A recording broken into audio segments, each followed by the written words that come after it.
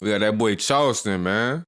Responding to that boy Gillie not accepting his apology. Are you mad Gillie ain't expect? Man, cause he know it's fake, bro. He know it's gonna come with some more dissing later. So he like, man, let me just stand on business. Man, I ain't squashing beef with this jit. He spoke on my son. My son is no longer with us. You ain't no taking that back. Facts. You said F the wrong baby this time, Charleston. Oh man, here we go. We're back. Y'all been begging for it. Had to bring him back. This guy, he's all over the headlines. Everybody's talking about him per usual. Yeah, America's favorite uncle. Yeah. Man, on Valentine's Gillie Day, and man. Charleston how you feel about Fried. Valentine's Day? Facts. Valentine's Day don't mean shit. Facts. Yeah. How you gonna pick one day to decide? Yeah, the expression of love. Yeah, Valentine's Day is bull. And his favorite towards the women too. Yeah. It's very favorite toward the women. Yeah, the men we always get short end of the stick. Yeah, they don't spend no hundreds of dollars for the men's gift. Yeah, they think giving a nigga some pussy is a Valentine's Day gift. In actuality, in some cases it is. And then when you think about it, I mean, Christmas just passed, Valentine's Day's here, then the birthdays, they playing. It just don't stop. Yeah, they playing on us. But nah, homie, I'd rather celebrate Valentine's Day tomorrow or yesterday, rather than on today. What you mean by that? Man, I don't want nobody dictating to me. When I can love on who I love. It's like putting in the box. Yeah, let me pick what day. I want to do something. Yeah. So fuck Valentine's Day. Then catch me tomorrow. Watch how loving I be. Yeah, I'll be loving in the motherfucker tomorrow, nigga.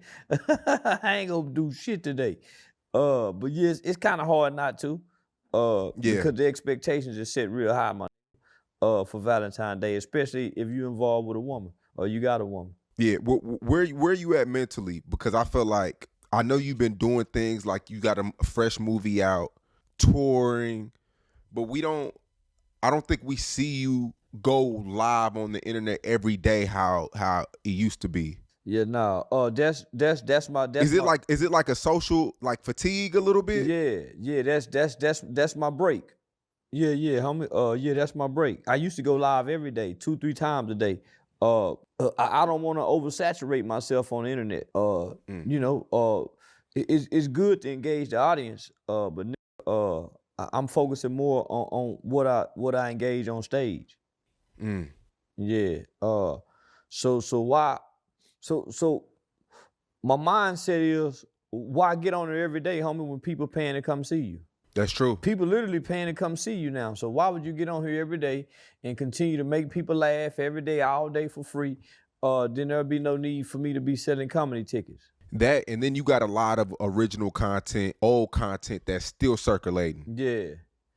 A lot of stuff from 4 or 5 years ago that are still new to people today. Yeah, and then a lot of people take what I do online and then go monetize it on their other channels. So I wanted to limit to that as well. So yeah, I wanted to kind of limit people being able to use what I do on Facebook and Instagram, and then go put it on their pages and get all the value from it. Yeah. Now, I mean, what's the typical day of Charleston White like? Hey, when you get to talking like that, cause it's like, bro, who would y'all be without the people sharing your shit, right? He ain't lying. Or you want bitches just sharing your shit, right? You want bitches just doing all this shit. Yeah, they gonna eat too, but what you think, they just slave labor? No, you tripping. Like, I mean, I know you get up early, 6, 7 a.m. A typical day now is I'm bombarded with phone calls and emails for bookings. So yeah, most of my day is talking to people about booking. Are you really the last person?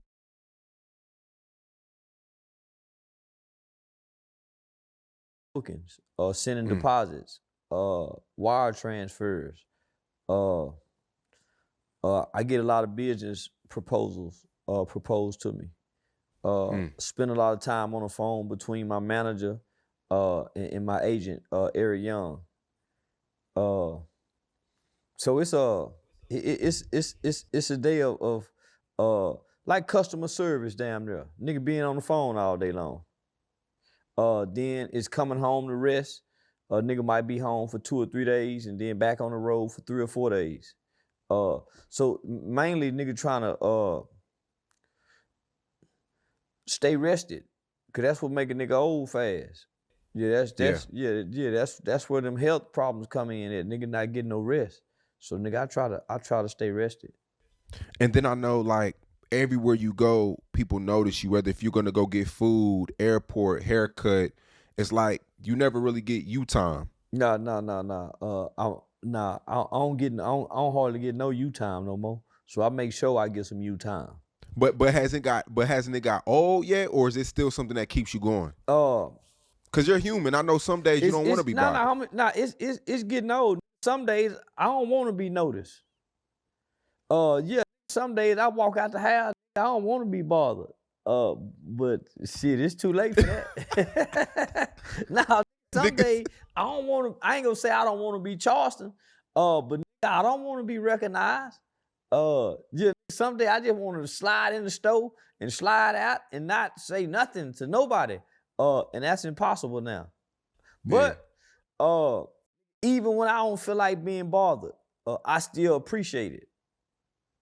And yeah, even when I feel like a motherfucker getting on my nerve with this shit, and they take one picture, they say, okay, well now this picture don't look right. Let's take another one. And they said, no, this one don't, and I'm trying to leave. I still appreciate it. Yeah. So it don't get old. It's just that a nigga human. And at times, nigga, I want space and I don't want to be bothered. Sometimes I be on the phone with my mother, with my daughter, and the motherfucker stand right there and wait. And I be like, hey, I'm on the phone. You know what I'm saying? Nigga, they don't be getting it down. Heard that call, nigga. Cause I was in New Orleans, man. Yeah, and probably about 4 or 5 people came up and was like, man, when that new Charleston drop? And I'm like, I said, I know Charleston gets tired of that, man. Cause I mean, I love it, but it's just like at the end of the day, you know, for safety reasons, you don't know who is who. You don't know who's a friend or a foe. You don't know. It's just, you know, sometimes you just want that peace of mind. Yeah. Sometimes I want to be unnoticed. Yeah. You just want to be a ghost. Just go do your thing. Yeah. But shit, nigga, them days long gone. So I just find ways to appreciate it. Motherfuckers get excited to see me. Now you're all over the internet right now. I guess, well, Shannon Sharp just did an interview with Gillie. Shannon Sharp asked him about his son that was killed. And then your name came up. Yeah. And then Gillie said that, you know, he doesn't accept your apology. And, you know, you're only known for coming at people who put in work. You haven't put in no work. And Gillie don't know what the fuck he talking about. Yeah, Gillie a weenie to me. I don't really never have liked him. Nigga, he was a ghostwrite nigga for Cash Money. He wasn't known for rapping. Facts. I'm really known in my city. Try to expose Wayne city, like he could do what Wayne did. Nigga, I'm really known for working in the community with children. Starting nigga from J.D. Hall Learning Center, speaking at Sam Houston, metro,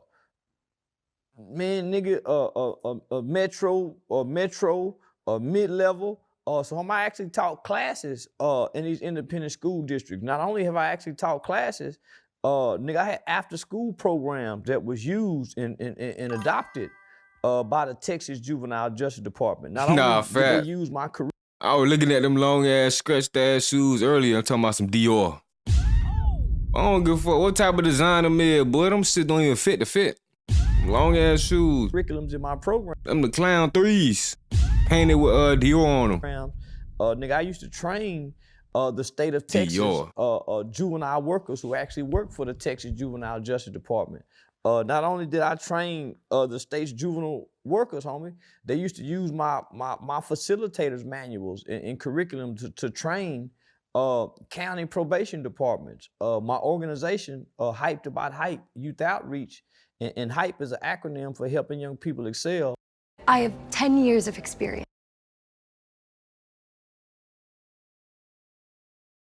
For several years, was highly recommended to all 254 counties throughout the state of Texas by the Texas Justice Juvenile Department. So for him to say, I'm not known for anything, I'm not known for anything for rapping and entertainment. But nigga, prior to coming to the internet, nigga, I'm known as the frustrated, angry community nigga who fought not just with the gangbanging niggas. Nigga, I fought the police when I thought the police was wrong. I would go downtown.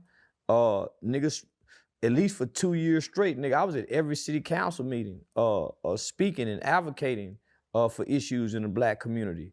For what, three years straight at Eastfield Police Training Academy, homie. I would train the United States Department of Homeland Security Human Trafficking Division, the first responders that was dealing with human trafficking. So I did that for 3 years straight. Nigga, I've worked with over 50, I've literally worked with over 50 U.S. congressional members, from Ted Cruz to Senator Mark Rubio, man, John Cornyn. So nigga, I done worked with over 50 U.S. congressional members to get a juvenile life without parole abolished in this country. I've been on the front page of the American Bar Association Journal. I've done a national study in partnership and collaboration on fatherlessness and its effect in America on black youth. So I've actually done a study with the School of Journalism, the Walter Cronkite School of Journalism out of Phoenix. So nigga, all this is documented. I have an amicus brief that was sent to the Supreme Court with my name on it to have laws and legislation changed in America. So I don't know what that nigga talking about. He just hating. But the reason the bitch ass nigga hating is, let me just say, when I apologize, I sincerely apologize because he and I have mutual celebrity friends. And on behalf of Jason Lee, I got a lot of respect and admiration for Jason Lee. And so on behalf of Jason Lee and out of respect for our mutual friends, I gave a sincere apology on Hollywood Unlocked. Now, whether he accepted or not, nigga, that's on him. I didn't play for the nigga to accept it. I didn't apologize for him. Nigga, I apologize for me. So whether he accept that or not.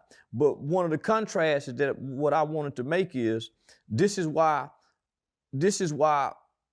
I align more with the Christian belief system rather than the Muslim, the Allah.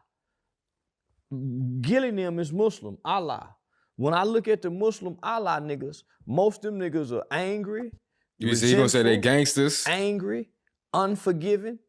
Muslims are not very forgiving people. The Christian people are very forgiving. Turn the other cheek. So let me just give you an example. Nigga, I said some horrible things about Gillie's son because he said some horrible things about me. Not only that, the nigga threatened to put his hands on me. Remember, I sent you the DM when the nigga threatened to slap me because I spoke in an interview about the Pop Hunter kid. It was him and his son who exposed the Pop Hunter kid for snitching, right? This is after he done had King Von and Lil Durk on $1 million worth of game.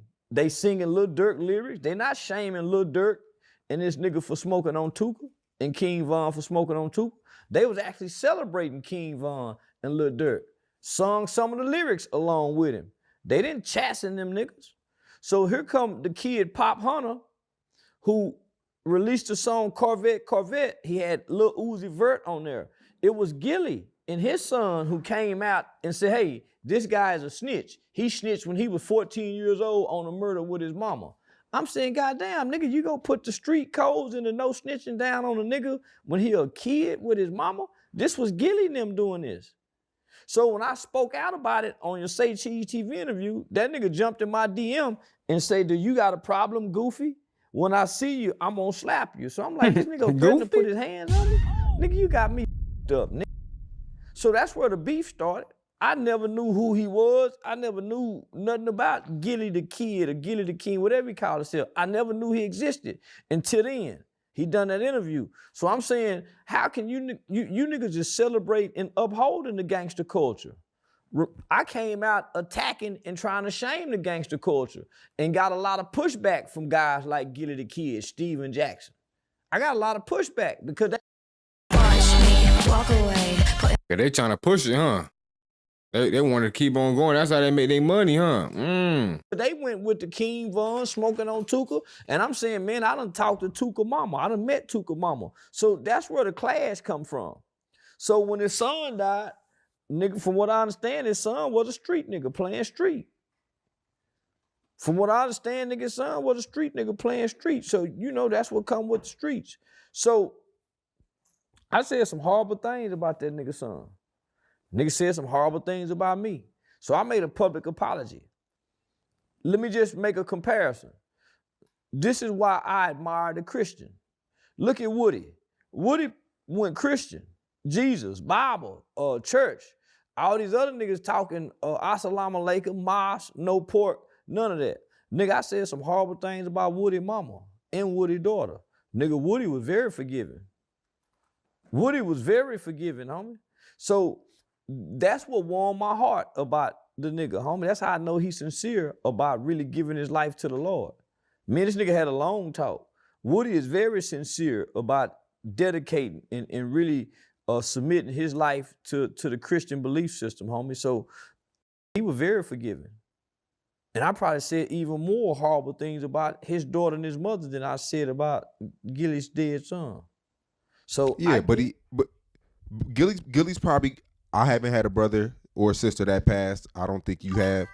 So No. Gillie's probably going through something that we don't even know how that feels. From what I heard, nigga, he wasn't really connected deeply with his son. Oh, yeah, okay. He got another son he don't have nothing to do with. I don't know why my brain was separating them letters so much. I'm like, but nah, you good, you good. If I'm mourning and going through something, homie, yeah, I ain't bringing it to. Yeah, that's the point. I don't know. You feel me? I guess he just trying to say them boys be faking, basically.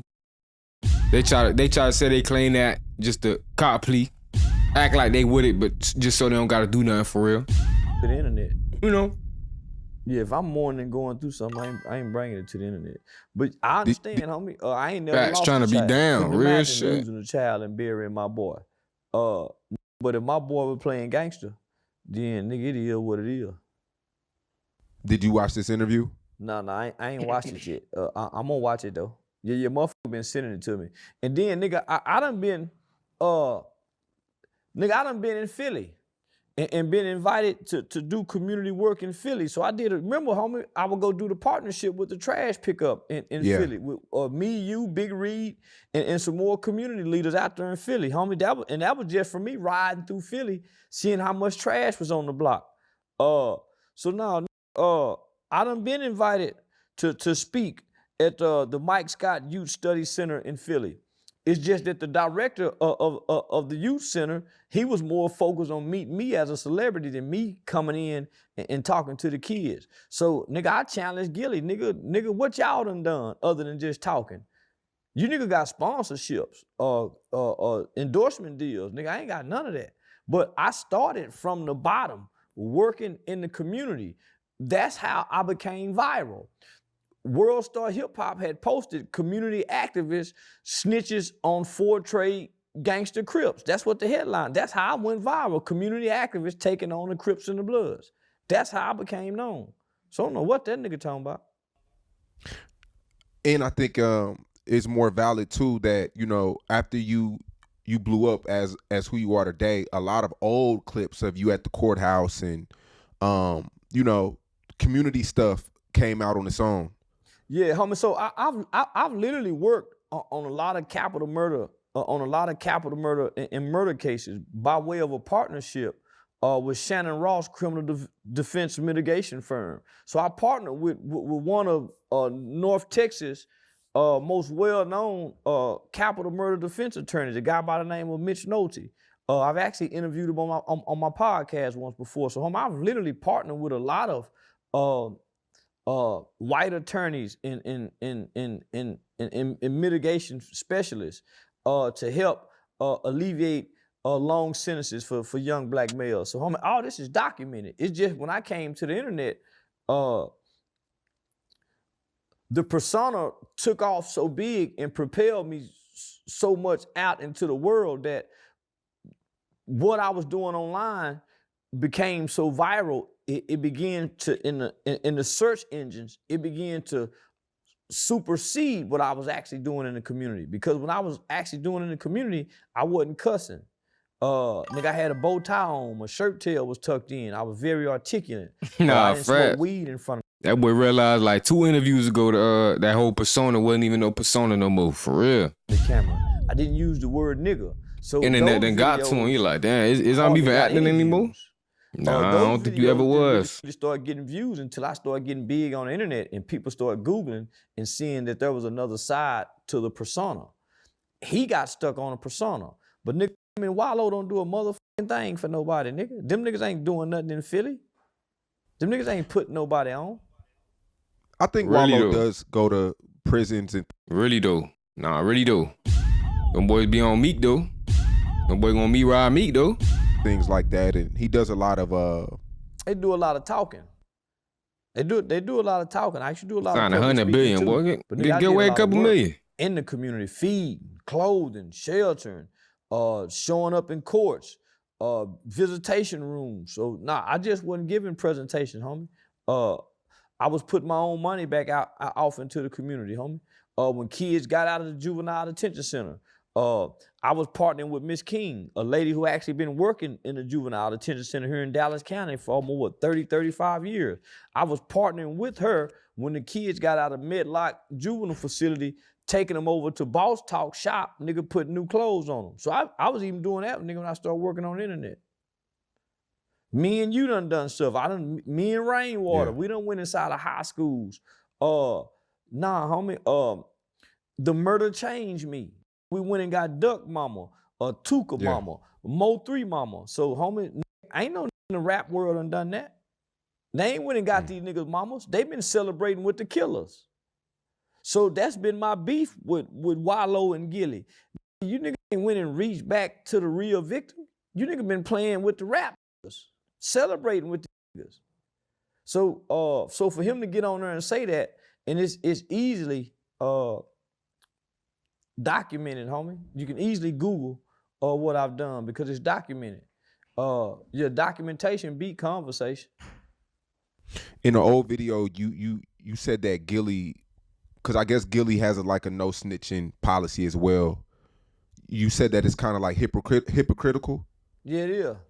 And from Yeah, cause them boys snitched on the snitch. Pop Hunter, his name, right? what I've heard, the police, the Philly Police Department haven't identified the young 17-year-old who got killed. They haven't identified him as his son's killer. That kid hadn't been identified as Gillie's son's killer. That's Gillie just talking. Yeah, the 17-year-old killer, allegedly, this guy, he had the highest score in his grade, really good at basketball. Yeah. His first video, that's what really got him killed. And they said he killed about 4 or 5 guys. Yeah. So this dude was really causing hell. So they Philly. say. Yeah. Yeah. So they say allegedly. But yeah, man, I mean, this interview is big right now. The way he say, so they say allegedly, boy, just know Charleston interview coming with Jet Mama real soon, boy. Oh yeah, that be coming real soon. Would you ever go on Club Shay Shay? Yeah, man. Yeah, we actually been trying to get on Club Shay Shay, but from my understanding is Ocho Cinco. Let me see my YouTube volume down. But Shannon Sharp really don't fuck with me. They done brought me up and mentioned me several times on Club Shay Shay. Yeah, nah, homie. I came into this metaverse world attacking the industry, going against the industry. Whether that's the football niggas, the basketball niggas that don't do nothing, during the Black Lives Matter shit, homie. So I come speaking against that. So it's hard for them niggas, like Shannon Sharp and them to embrace because niggas, they really the boulets. When you look at Wallo, Gillie, them niggas ain't the niggas, them the boulay niggas who the white folks pat on the back and prop up. Them ain't the real voice of the niggas. Them niggas ain't giving no real motherfucking game. Man, them can't, nah, homie. So I come standing on the shoulders of the people. That's why I ain't got no deal. That's why I ain't got no sponsorships. That's why, nigga, I've been clawing to get up this ladder. Boy, you signed with Aiden Ross, boy. Hey, don't even do that like Aiden, like you ain't Aiden Ross' slave, for real now. To my master. Come on now, boy, you been got exposed. Trying to kick me down, close the doors on me. Nigga, black celebrity hood, they hadn't embraced me. That's why I hadn't done the Breakfast Club. That's why you hadn't seen me on the club Shay Shay. Nigga, that's why, because the elite blacks don't embrace me. I'm too real. I don't lie, Shay Shay tripping, bro. For not getting a Charleston interview.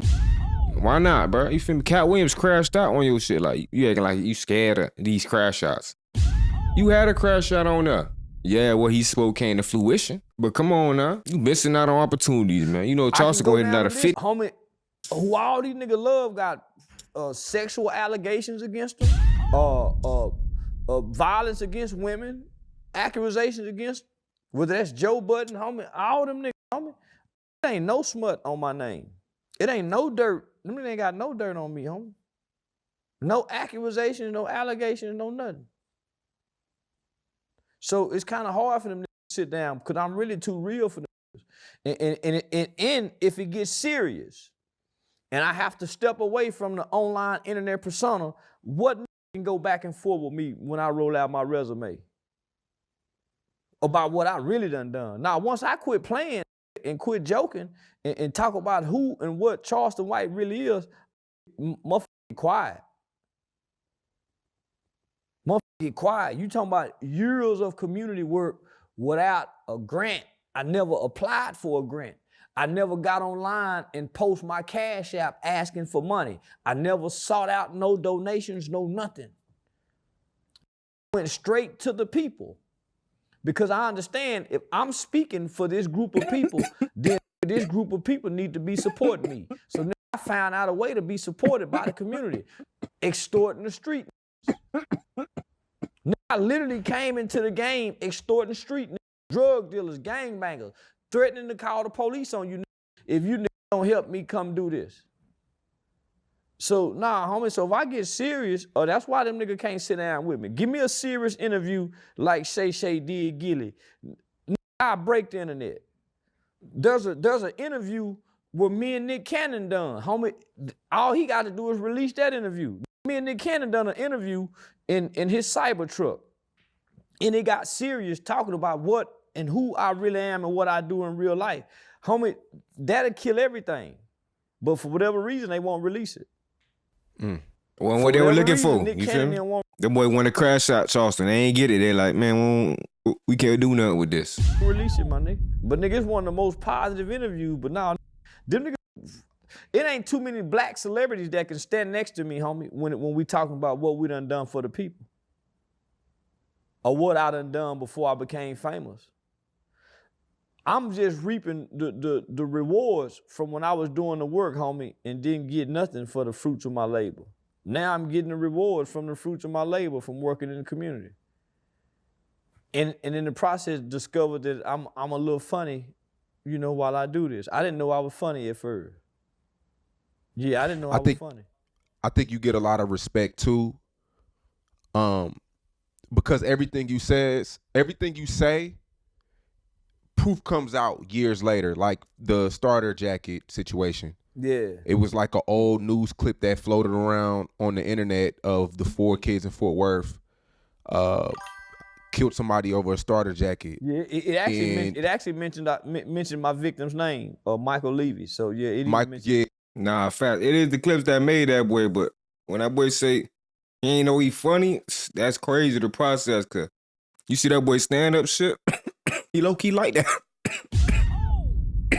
He better than DC. Yeah, sorry about that. But we put 2 and 2 together and we were like, damn, this is the Charleston White shit from, so it was like, you know, everything you say years later, it's the receipts come up online. I ain't been caught lying to the people yet, homie. I don't lie, steal, and I don't cheat. Yeah, I don't cheat people. Yeah, I don't cheat people. yeah, I don't cheat people. I don't lie, homie, and I don't steal from people, and I don't cheat people. Those are my 3 basic principles and how I operate in life. So I don't wake up looking to do harm to people. Most of the beef that I've had on internet have been to me responding to what somebody done said about me, not me attacking nobody. Nigga, you can go down. You've attacked people sometimes. You got caught red-handed by your best friend. You're gross. Tell me I said, but. But you can't name one person out of an attack. Oh, okay. I mean, between like the whack 100s and Nigga, I was responding to whack. I attacked the game. I attacked the game being accused for messing with that underage girl and losing a lawsuit for the sexual case. Whack 100 came in response to trying to defend the game. I mean, like the King Vons and shit. Those are people that you kind of. Nigga, I attacked King Von. He was dead. I didn't know who he was before he died. I attacked him when he was dead. Everybody else was in response to me attacking King Von. But nigga, King Von was a killer. Who care about a killer? Not just a one killer. This nigga was a serial killer, documented by the FBI that he's killed more than 2 people. Nigga, he's prayed, he's reverenced, he's admired. And I'm saying, nigga, he killed black people. And niggas just seem to have a problem. And niggas only seem to have a problem when a white police officer kill a black person. Other than that, don't nobody care about a black person being killed. So I started recommending maybe we need more police shootings. Oh man, he a sellout. Well, that seemed like that's the only time niggas come together. Then I start recommending niggas go to jail. Nigga would say, man, well, what kind of nigga would wish jail upon somebody? I just saw a video of Gillie recommending niggas have to go to jail now. Years ago, they would come against me. I just seen a video where Gillie said, man, you need to go to jail. But when I was saying it 5 years ago, oh man, what kind of nigga do that? I wouldn't wish jail on my worst enemy. I wish jail on anybody. And, yeah, because I think jail do a nigga some good. So now so now how am I just been attacking the hypocrisy. I've been doing the same thing that the rapping was doing. The same like thing. you came for Kevin Gates and he kind of won you over with his civilized response. Came at a few people in Kevin Gates made a nigga feel this small. Yeah, his response made a nigga feel that small. Because I wasn't expecting that kind of response. You know, I'm still thinking it's the Kevin Gates that kicked that woman when he was on stage. Yeah, nah, nigga, I'm still thinking it's that kind of nigga. So when he come back and say what he said, yeah, that nigga, I ain't gonna say he crushed me, but that nigga, he body rocked me. Cause yeah, nigga, I love you, I respect you. And here's why I'm acting like, yeah, when he broke it down for me, nigga, I felt that small. And I want to say, man, f that nigga, but I couldn't. Yeah, I couldn't. Yeah, I couldn't. So, yeah, nah, that nigga killed me. So I had to respond differently. I had to leave him alone. Yeah, I had to leave that nigga alone. He responded with love. Yeah, you kill a nigga with love. You know, he lost that one. But you did used to say that people need to go to jail to learn.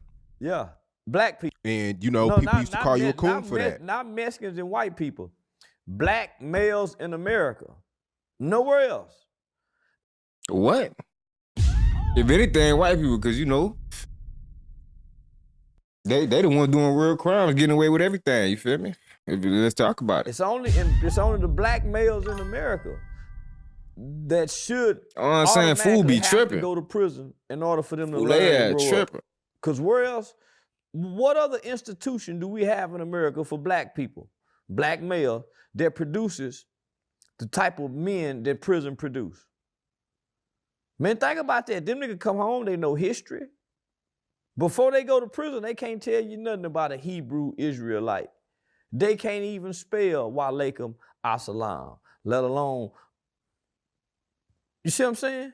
Nigga, they couldn't tell you nothing about speaking Arabic. Bismillah, the Rahman, the Rahim. They can't speak none of that shit before they go to prison.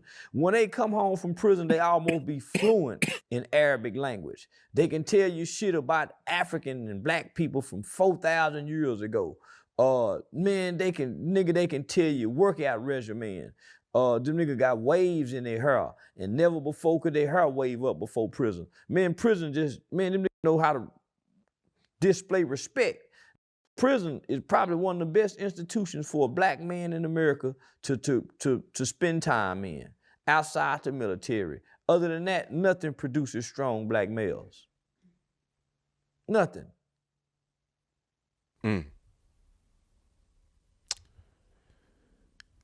I would say a job or college, but not even that. Not even that. A job? Sean, shut your stupid ass up sometimes, but your ass just be talking. I would say a job. You maybe college or sports or something. Like throw something out there. Nigga talking about something. Not even that, nigga. Hey, boy, you better be glad you two worked out, Sean. You better be glad you two worked out, boy. Nigga come home from prison and be some well put together men. And they be law-abiding citizens. So El I Salvador recommend it. El Salvador offered Trump a deal to where as though all the really bad criminals over here will be sent to El Salvador, which is the most uncomfortable jail in the world. The most uncomfortable prison in the world. No mattresses. When you go to the bathroom, you got to go to the bathroom and they share a big pot, like a big pool of water. They drink out of big like jugs. No mattresses. How do you feel about that? I think America should be a prison like that. I think that's... Nah, you know what they finna do? They sending people over there. So when they send you over there, don't be like, nah, I thought America should. Nah. What you want, strike 2, 3? You gonna be a repeat offender. You gonna be somebody on the top of that list to go the whole time. You don't even realize it. You feel me? But yeah, keep preaching it though. You gonna be on one of the first flights. I think that prison should be duplicated here in America. But it would only have to be federal inmates that Trump would send over there, because he couldn't send nobody that's convicted by the state over there. The federal government can't supersede state convictions.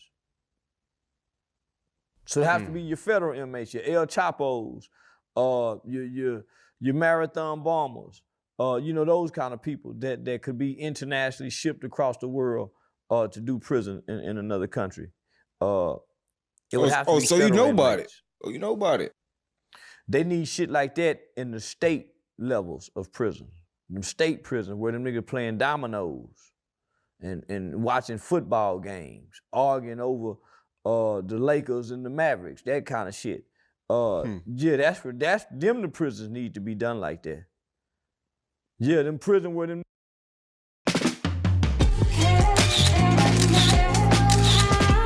Now, when they see this on their little TV and they hollering, hey, man, Charleston, what that was you were talking about? And you know they support you. Come on now, what you gonna be talking about later? Smoking that K2 and they all geeked out in the day room. Them niggas doing modeling contests with the prison uniforms. That's where that shit need to be done at. Yeah, them niggas having relay races in the day room with camera phones. yeah. That's where them I'm sick of this shit.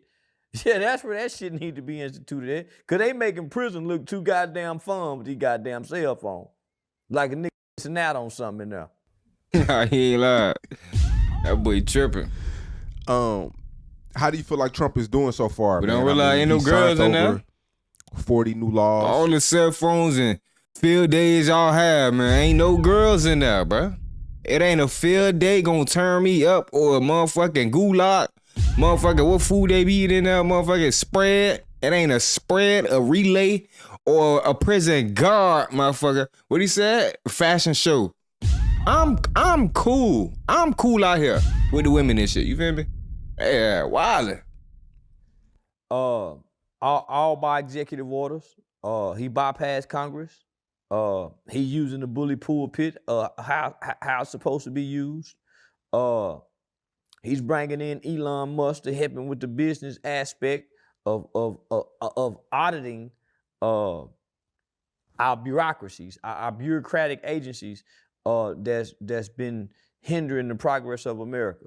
Stealing money. The government can create all kind of laws in the world, but them bureaucratic agencies play a big part in what slows down what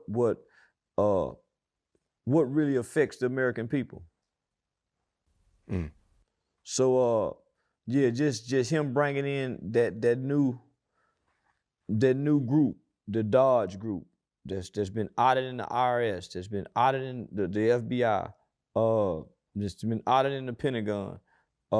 Yeah, I think he's doing a lot to shake up America, in to restore the confidence back into the American people.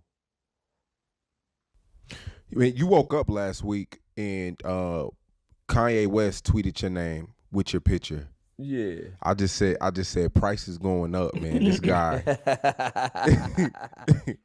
And I knew you. He knew he would get taxed next interview. I knew you and Kanye had a relationship already, but for him to do that while millions and millions of people are watching him tweet, he's going on a rant. He's saying a lot of stuff that you would say. Yeah, he is. Like what was that feeling like waking up and, you know, getting text messages and seeing that? Man, I go, I'm used to it now. I was saying, damn, Kanye, you seem like you crashing out with what you doing right now. So put me out there with you. I'm on my Charleston White shit.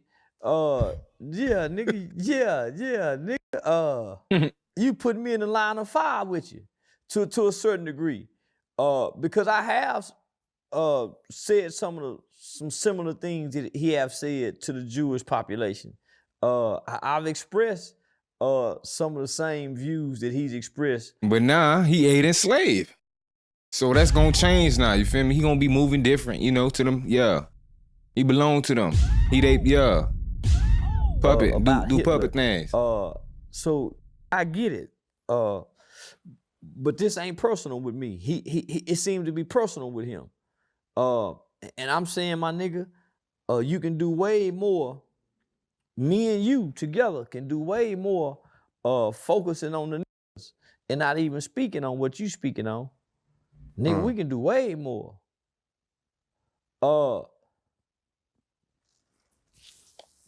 Yeah. I feel like Mixed feelings. Yeah, I had mixed. See, Adam got him not speaking on them no more, but speaking on us. That's crazy. That's crazy. He gonna act like, oh no, it's to further blah blah. Nah, bro, it's to make us look bad and to protect them. That's crazy. Feelings about it because nigga, just as soon as he did it, nigga, they stripped him from everything. Yeah, Charleston charged them boys too much this interview. Yeah. They stripped everything from him. And I'm saying, send me 2 Maybachs like you send the game. Just don't give me no Twitter motherfucking post. Send me 2 of them bad-ass motherfucking Maybach. We f with each other. Goddamn, where my Maybach said, goddamn, yay. So that's what I'm saying. Yeah, that Twitter shout out was cool. Nigga, I need you to repost that Bitcoin. Yeah, I need you to post that Bitcoin for me, my nigga. Goddamn. So yeah, I hit him up. Well, he said Kanye ain't sending nothing, nah. I ain't heard back. Real, but once he seen it, shit, he must be in one of them episodes. Yeah. Kanye is a really, really powerful person. I feel like just like you, it's so much more he could be doing. Like people like yourself, like he could do so many crazy collabs to change the community. Like he's a really influential person. Well, once he started the display of hate, cause we all know he's not a hateful guy. Whatever beef he got with the Jewish population, man, Kanye ain't no hateful. But it's hard for anybody to sit back And cosign the level of hate that he displaying. Homie, it's hard for anybody in the industry with good sense and in a compassionate heart and in an empathetic mindset to get with Kanye. Come on, my You empathetic now talking about F babies? Well, who you lying to, bro? You ain't lying to me, bro. When I was doing it, nigga, I feel like I don't have nothing to lose. Nigga got a lot to lose. Yeah. And I was doing it, nigga, with very little to lose. You know, I'm like, nigga, at the bottom. You know, they'll take my YouTube channel. Hey, if y'all still with me, man, like up the screen for a nigga, man. Yeah. I just start another. But there's no way that I could do what he's doing now that I did 2 years ago with where I'm at. Nigga lose everything. I'm not willing to sacrifice the position I'm in, homie, because I can help a lot of people just to be able to express what I'm feeling. So a lot of times, nigga, I say, fuck what I'm feeling. Yeah, now, responsibly, I gotta say how I feel about certain shit. I'm not going to express my real views and opinions about it, especially if it can be perceived as hate. Yeah, so I think he hurt. I think he hurt his movement more than anything by his recent Hey, y'all boys don't notice everybody in Texas got them same earrings he got on? antics, homie. They probably got them yellow, red, pink, or something, but they all got the same design. Yeah, I think he done damn near buried himself with what he done recently did. Nigga came with swastika shirts. Yeah, that nigga got too much money. He need to spend a week with me. Yeah, that nigga need to spend a week with me, homie. Nigga, we supposed to have the nigga shoes or the nigga Yeezys, my nigga. Yeah, he tripping, man. We supposed to have the nigga Yeezys. That would be tough. Yeah, man, nigga supposed to have the nigga, man, yeah. And he need him a sister. Yeah, that white That boy gonna drop the Zo slides on her. girl get naked, every motherfucking world ain't happening. Yeah. Shit, they just split up. Well, I saw that. Yeah, I saw that. Bet. And I also read a report who do the cosmetic. A report that and I also read a report that the doctors who do the cosmetic, the plastic surgeries, said that after she went naked at the Grammys, that her body type went up. Most women start wanting her body type for the plastic surgeon. Anything he does, homie, he brands it and turns it into a monetary gain. And I'm saying, nigga, come with the niggas and come do this. Nigga, you could easily, if you finna go with Kodak Black, nigga, you got that much heart to go help Kodak Black. Nigga, just chill for a little bit, nigga, and come fuck with the niggas. What do you think it is, though? Is it to where, like, is he scared of a black, a sister, or like, what is it? Because black women ain't gonna put up with that shit. Put up with what? That's why they ain't around no billion. What you talking about? They ain't gonna put up with no. They ain't gonna put up with no billion? That's them missing out. Exactly. That's the whole point. That's probably why they ain't around. You feel me? But hey, shout out A, man. I think. Hey, hold up, Charleston. Ain't you with a white? Ain't all your kids mixed? Oh no, cause I thought you were just about to lie about somebody else and talk about somebody else's life decisions should be some type of way, but you over here doing some whole other. No, okay, I see what's going on. I think he afraid that he I understand might it not now. appeal to black women no more without his money. He used to be a fly nigga with the college dropout, trip. Swag and persona. Nigga with the polo, yeah, homie. So he had the swag. I think he might not have the security. You know, the self-security, the self-esteem to feel like that he can get him another badass one like Amber Rose, and she just there because she like him. So he might be in question about who he is. He done got too rich. You know, them niggas go to putting on a little weight, go to getting a little bellies. You know, got to dye them birds, and nigga, this self-esteem issue kick in. Nigga feel like, oh man, they just with me for the money. I still feel like a fly nigga. Yeah, nigga, I feel fly when I'm out and about. So yeah, my self-esteem is lit up. But yeah, I hate that for him, homie. But yeah, that nigga tweet me with all the hate rhetoric around his name. Say, I'm on my Charleston white shit. Yeah. But he was saying a lot of things you were saying. He was basically saying like, because he was coming at a lot of music execs and saying that, you know, y'all let this drill music come, you let all these people kill each other, but when I say something about Jews, it's a problem. And then a lot of people start resharing your interview about Jews, and why can't people say anything about Jews? What makes them so special? Nigga, they control the aspect of everything. Everybody know why. Right? That's what makes them so special.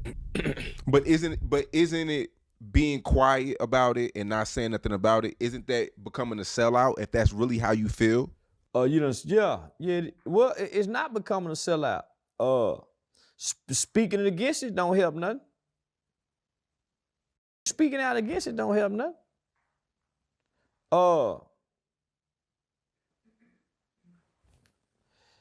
Being quiet. Let me just say this, man. Nigga, we got way more important shit to worry about than the Jewish people. We got way more shit, homie, to worry about that we can speak on. They control every aspect of our existence, almost. Everything that we love, like to do, want to do. Nigga, at some point, nigga, they have some control over it. So,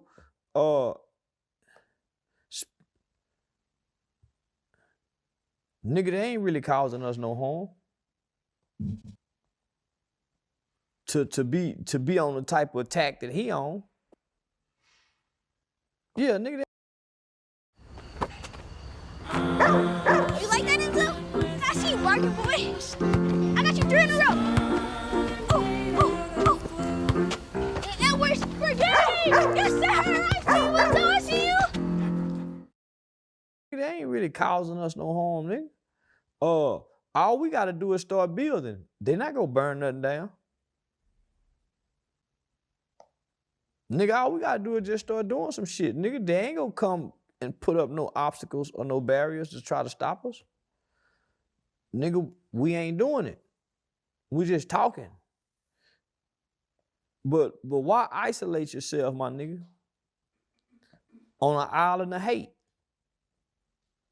Why isolate yourself and put yourself on an island all by yourself, and nigga, it's an island of hate. Kanye don't win hateful. Nigga, you can display way more love to your people or to your kind of people. And replace the display of love for the people, nigga, with the hateful rhetoric. This is shocking coming from you, man. I mean, this is coming from a person that don't like dogs, cats, nobody, Asians, whites, blacks. Nobody. But I'm in a hell of a position for the people. If I argue with a nigga, he'll be famous overnight. You see this nigga with that song, Can't Stop the Hustle? Man, nobody knew who the nigga was before I started arguing with you. Now this nigga got a song and a dance. So imagine if a nigga collaborate with a nigga and do something right with a nigga, what it can do. So I'm saying Kanye in a position, my nigga. Kanye in a motherfucking position, my nigga, where he can really impact and change something for black people. Because in America. But they go erase him with what he doing. They go erase that. So I'm saying, when you know better, you do better. When I was on attack mode, I really didn't know what I know now. I'm just bullshitting with a persona, playing villain. But everybody got to play by some rules. Everybody got to play by some kind of rules. Kendrick Lamar halftime show. I know you a Drake type of nigga too. I know you listen to Drake.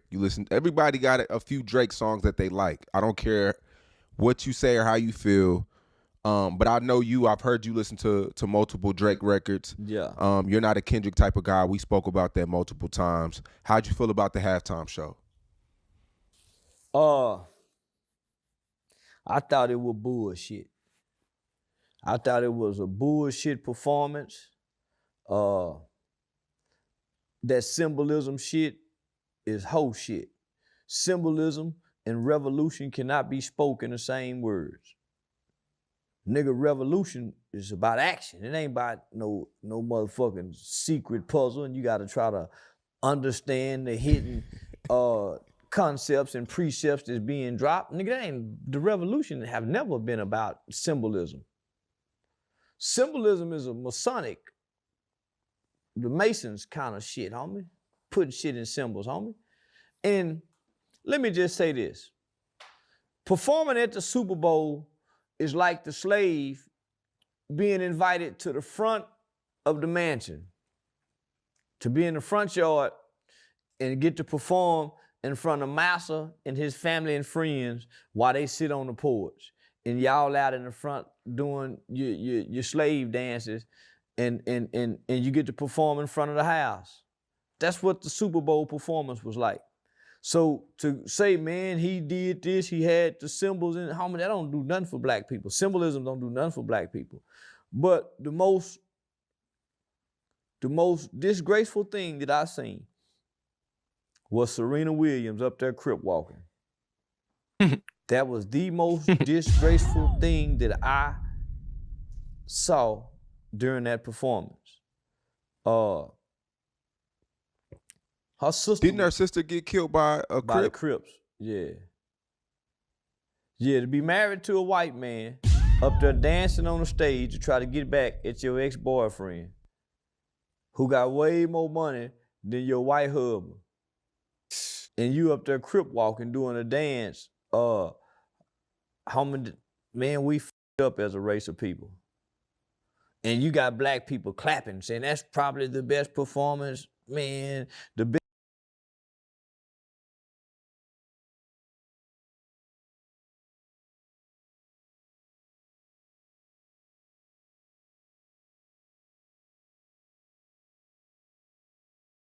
performance ever was Justin Timberlake and Janet Jackson when he snatched that thing off and her titty came out. That's the best Super Bowl performance ever in human history. Nothing will ever be able to top that.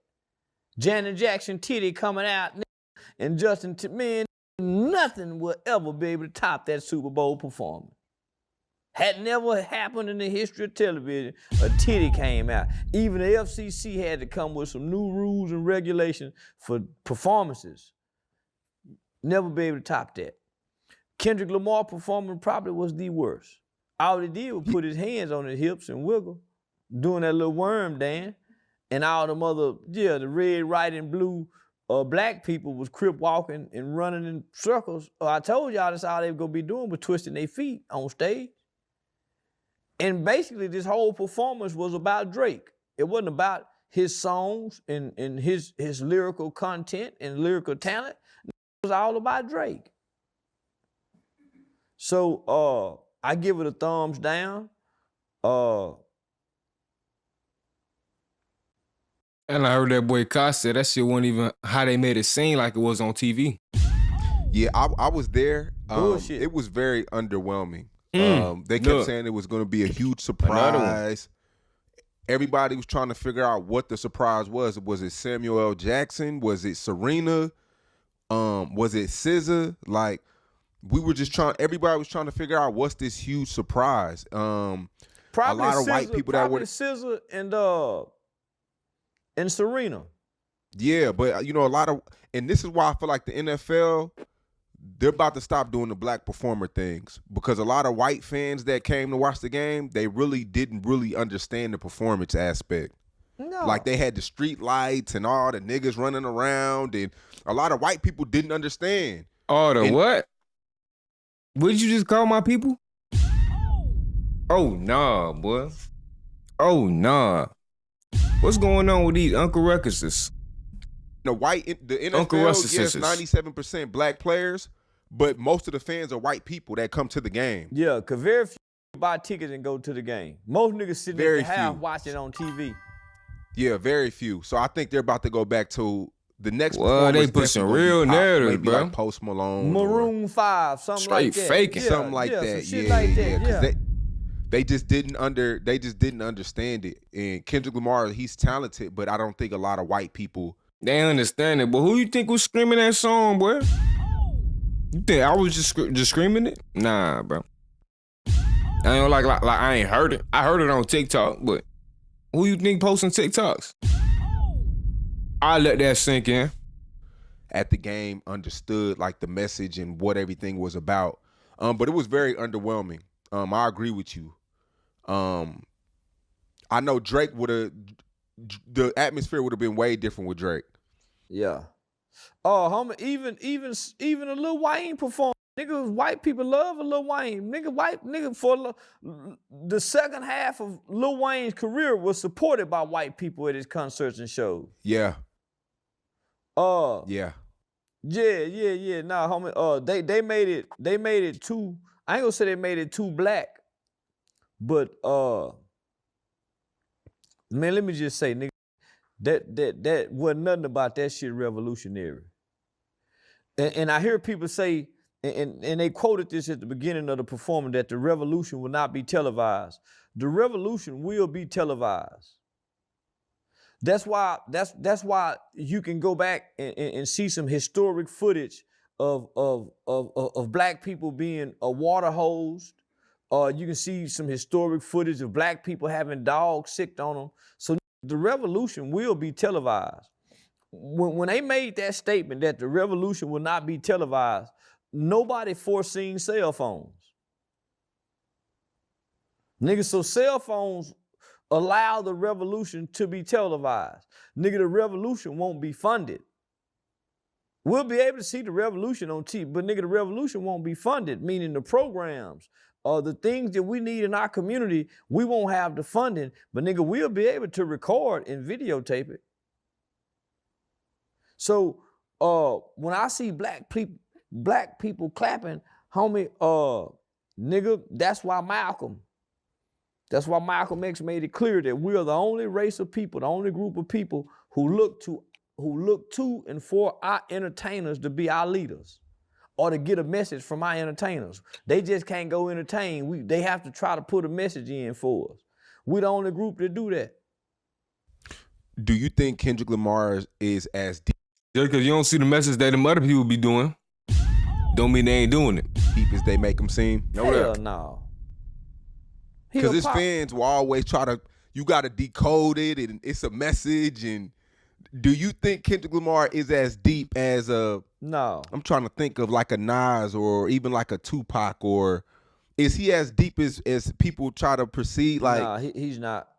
Homie, he a California rapper that kind of, nigga, the gang banging nigga, homie. The Pyru nigga. He can't outlive that. So, nah, he ain't no motherfucking conscious rapping nigga. Hell no. you agree Drake is bigger, right? Bigger and better. Yeah, Drake is bigger and better. Man, prior to this beef, everybody got hits with Dre. Nigga from Future, Rick Ross, Lil Baby, everybody got a hit motherfucking song with Dre that's recognizable. You don't have no recognizable songs with Kendrick and other rappers. You don't go get Kendrick for no hit motherfucking song. Motherfucker went and got Drake for them hit songs. Man, nobody really fucking with, until now, there wasn't nobody fucking with Drake. And he made a lot of niggas some hit songs. A lot. A lot of niggas some hit songs. And he been consistent with it. Almost over 15 years. Come on, man. Boosie said that Drake shouldn't fuck with nobody else. I wouldn't He if I said were him. giving anybody else features the way everybody, treating them. Yeah. I agree with Boosie. Nah, facts. On the fact that bitches ain't waiting for the proof, you feel me? Even though me, I'm standing what I'm standing, you feel me? F Drake, just I need to come clean. Let us know what's really going on.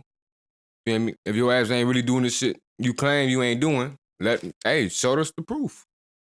But for all the mother people that supposed to be his dogs, you feel me? Automatically assuming, just like me, even though they supposed to be his dogs, you feel me? Not waiting for the evidence or the truth to come out. Yeah, nah, they wrong. For once. They wrong. Yeah, I agree with Boosie, homie. Yeah, he should be real limited, homie, the way they done treated him.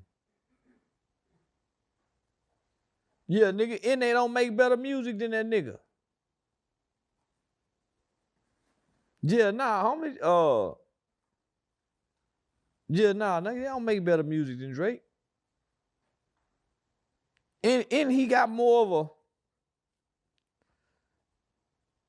man, he probably got more songs that you can sing along to than other than Future. Other than Future, Lil Baby, in the last 10 years, man, there ain't too many more rappers got more hits that you can sing along and that can come on and that's his shit than Drake, homie. Mm-hmm. In the last 10 years, nah. Last 15, nigga, really since he done hit the scene. From his Young Money, Cash Money days to now, nigga, really till he hit the scene. Nigga, it ain't too many niggas fucking with him. And them niggas had to team up to get him. Just remember, them niggas had to team up to get him. Yeah. But there's a lot of people that were dancing during the halftime show to the Kendrick Lamar stuff. That doesn't mean that they're against Drake, though, right? No, it don't.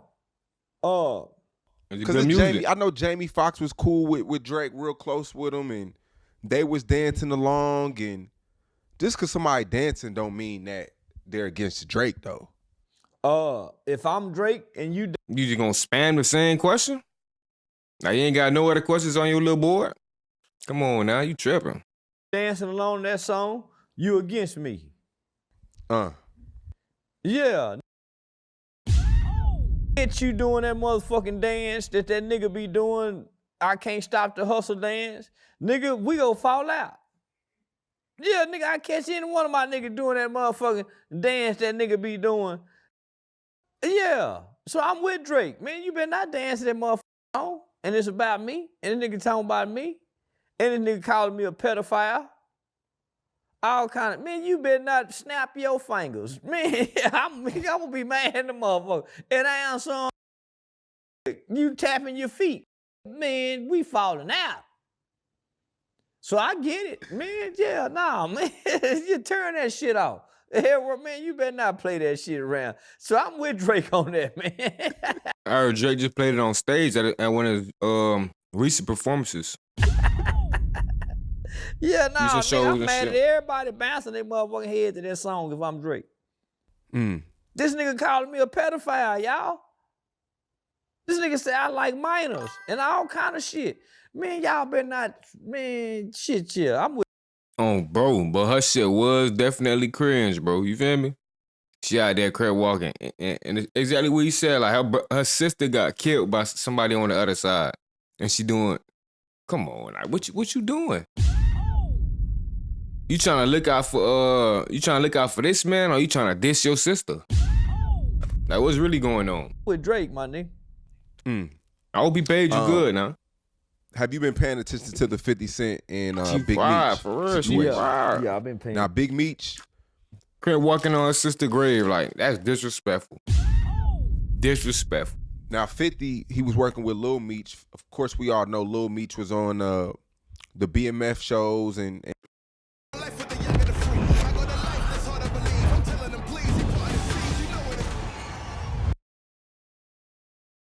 They said earning. They double dipping back to back. and doing stuff like that with 50. Big Meech was just recently released, and he went to go get some money from Rick Ross, took a picture with Rick Ross. 50 Cent ain't with that. So 50 Cent, he started calling Big Meech a rat. And I guess it is paperwork out there. Y'all got to go do your research. But yeah, 50 Cent pretty much canceling the whole thing. When you do your research, you find out that there's no paperwork on Big Meech.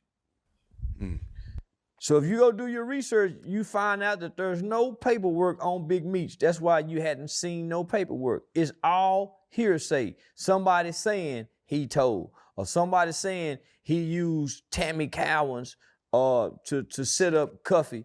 Well, when you do your research and you look at the court documents that's on Big Meech, you see that Tammy Cowans took the stand and said that she did this on her own accord without Big Meech's knowledge. There's a court document saying that there's a court audio in a document saying that she's saying that Big Meech had nothing to do with her setting up Cuffy. And they trying to push narratives. Oh man. Done got the show canceled. 2 ways.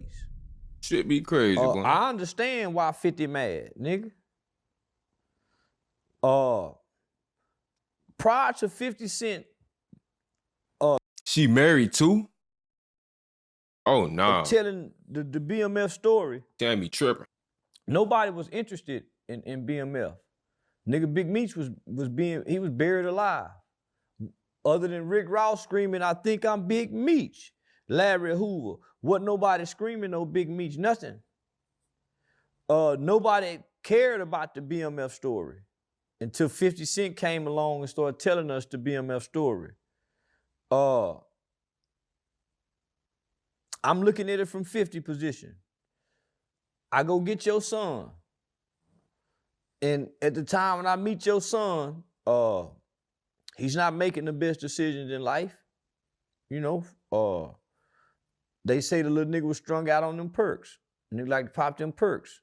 50 take him somewhat, I wouldn't say clean him up, but spend 2 years in acting classes that 50 paid for. It was hard finding somebody to play the role of Big Meech, so we pick your son.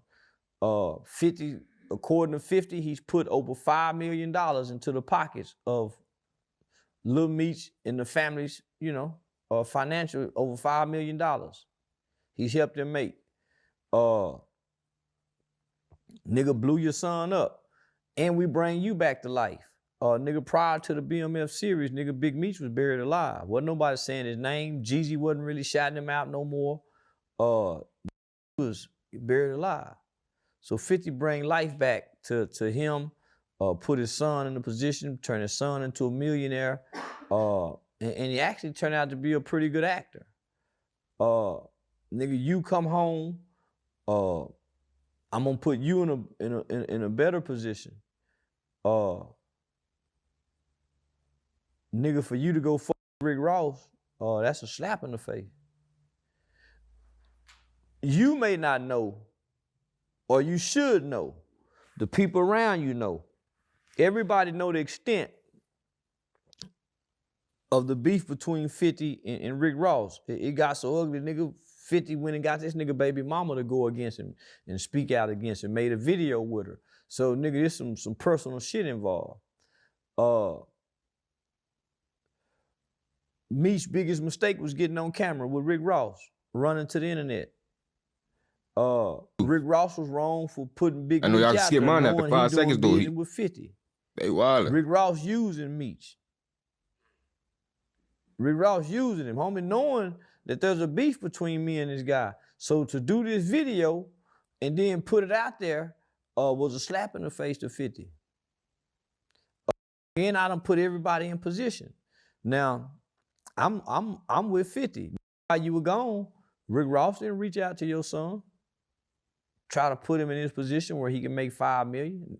Did nobody reach out to you, nigga? Rick Ross didn't give you no money off using your name, your likeness or whatever in that song. He didn't give you no kickbacks for that. So if he really fucking with you, he could have put the concert on without putting you in the mix. But nigga, they playing tit for tat. So nigga, 50 ain't wrong. What I was Bro, y'all know 50 the most petty nigga in the industry, bro. Pettiest old head. And y'all gonna try him? Like he ain't gonna get back? What? Oh, nah. What 50 wrong about is showing a text message between him and Lil Meech.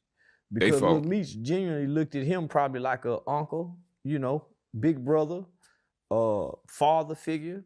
So for him to do that, you know, you're not 50 wrong for putting a text message out there. Lil Meech didn't grow up with his daddy. His daddy been in prison, so he don't have the same bond in relationship that we think he should have with his daddy, where he should say, fuck 50, nigga, I'm riding with my daddy. They grew up without his daddy, so they ain't that close to what we would like for them to be or want them to be. But nigga, if I done put $5 million over here in y'all family, we finna make way more off this series. We finna make way more off the movie production. Whatever little money you done made for that nigga, you could have easily came to me depending on our relationship or whatever. Or you could have made that money in interviews. Nigga, you could easily make $500,000 doing interviews. I know Vlad are paying $50,000 to $100,000 in interviews. Another person give him $20,000 per interview. So he could have made that in interview money. I got some sources that says, you know, Big Meech been overspending. Lil Meech them, you know, spent the money. So he come home, he ain't got the money that he needs. So, and plus he been overspending.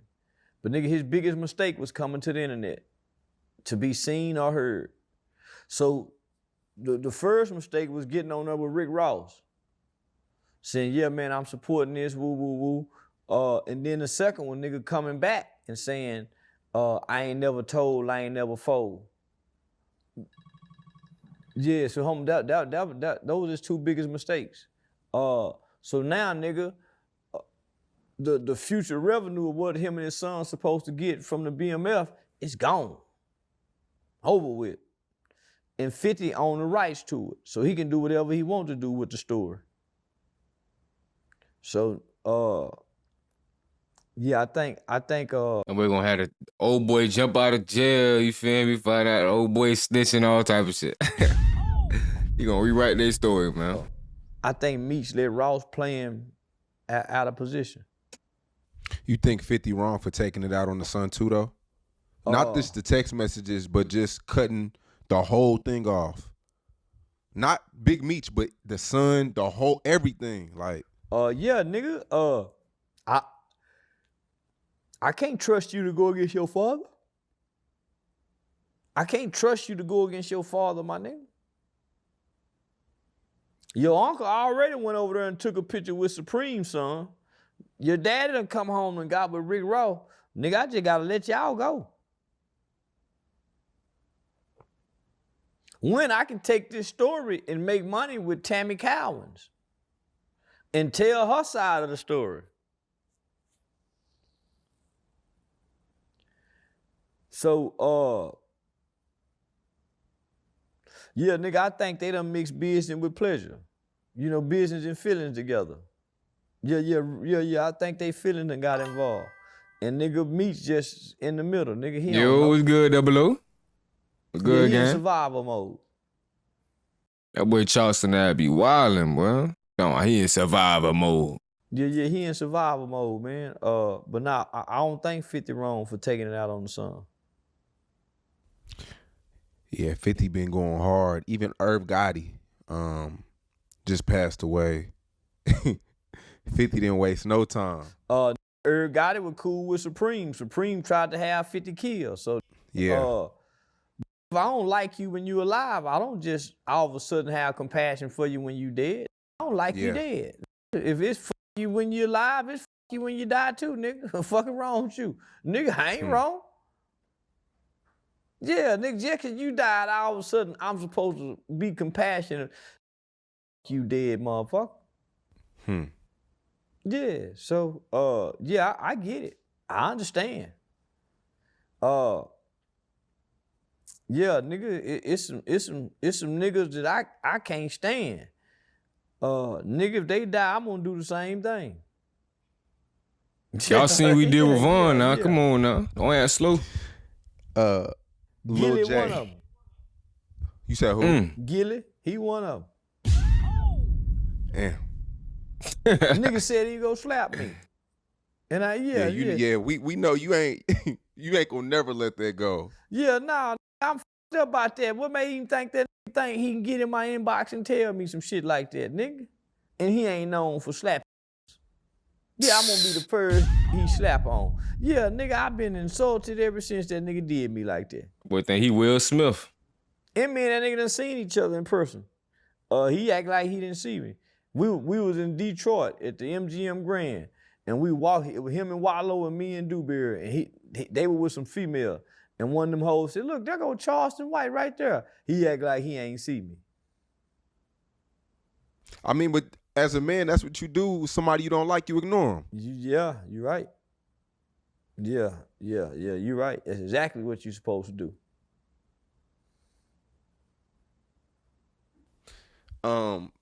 Lil J, 9 years in prison. He just got sentenced to another 9 years. 160 months, 80 months, I think. So he been in the Chicago County jail on some more shit.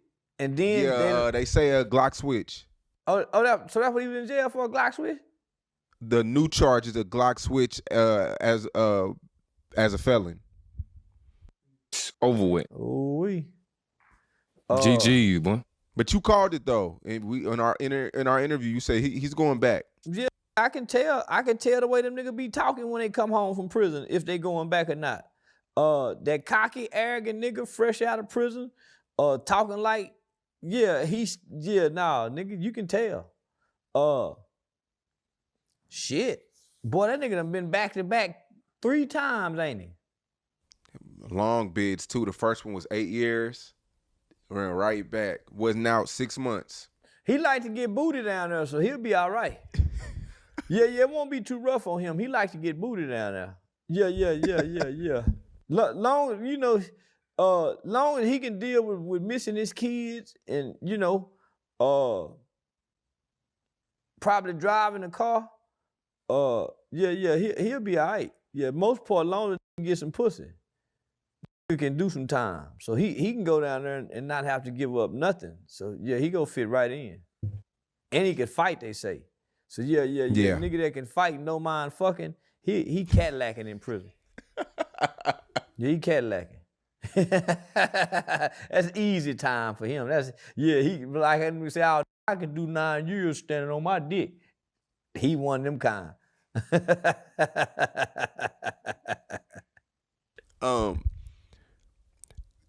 Last week a pair of Jordans came out.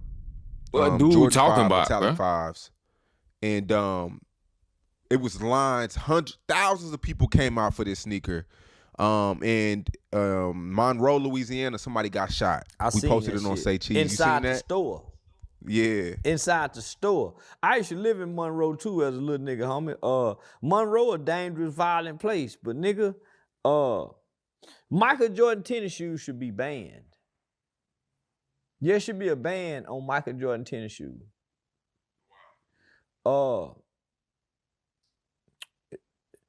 Public safety, for public safety issues. Yeah, Michael Jordan tennis shoes is a public safety hazard. Who gave us this tennis shoe value system? And I mean, you wearing a pair of $1,200 shoes right now. It's the same thing. but nigga, don't nobody know these 1,200. Yeah, they do. I know. I don't even wear designer shoes, and I know they 1,200. I know Dior sneakers, man. Ain't nobody fighting over these sneakers. Damn sure ain't nobody shooting over these sneakers. I think Charleston is officially detached from reality, yo, boy. It's something about that motherfucking Michael Jordan man on that tennis shoe that make niggas go crazy. Because they're just affordable enough for poverty. Like niggas in the hood can just afford them. Parents can like barely. They're expensive, but they're not too far gone. Like you niggas, the average parent couldn't wear those sneakers you got on. But Jordans, they're still reachable for the average parent, middle class, lower class Man, parent. them bitches $400-500 a pair. That's what I'm sometimes. saying. What you talking about, bro? Them shit's 2+, 400 sometimes he talk about. What are you talking about? Your ass detached from reality too. Yeah, sometimes. Affordable? That's a bill not being paid. That's a bill not being paid for a poor person to have to get these shoes. That means I gotta sacrifice something to not pay so I can get these shoes. And you gotta wait in line and pray they got a size left. Oh, so they don't make enough for these niggas. And pray you don't die in the line. Nah, some retros are limited. Some of them. What made these shoes so special? I just think they're the metallic tongue. It's like a shiny. Oh yeah, them the ones that light up. They came out when I was in the 7th grade. Yeah. They don't light up, but it's just like a. I don't know. They're just retro, like the 5s. He talking all this shit. Now all of a sudden, this nigga remember verbatim the exact ones he had when he was in 7th grade. Like, bro, you lying to earlier, bro? All this shit. You their biggest fan. You know what came out when you was in the 7th grade? Like, oh, I remember those. Just turns to a happy ass jit all of a sudden. He ain't lying. Come on, man. They're just one of those sneakers that everybody they just gravitated to.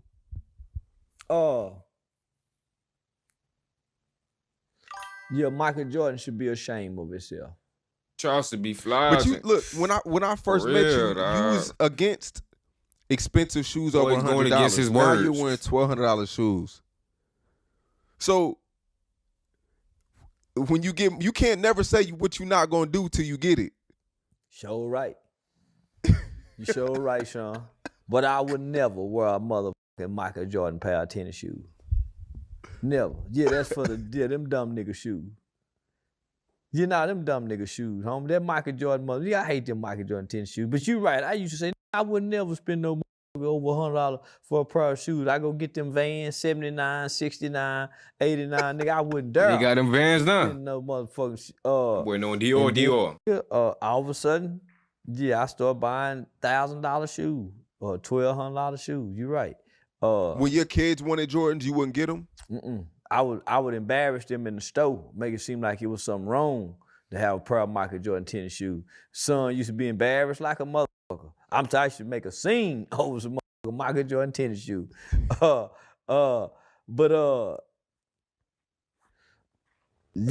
nah, nigga, that's because I couldn't afford them, Sean. Yeah,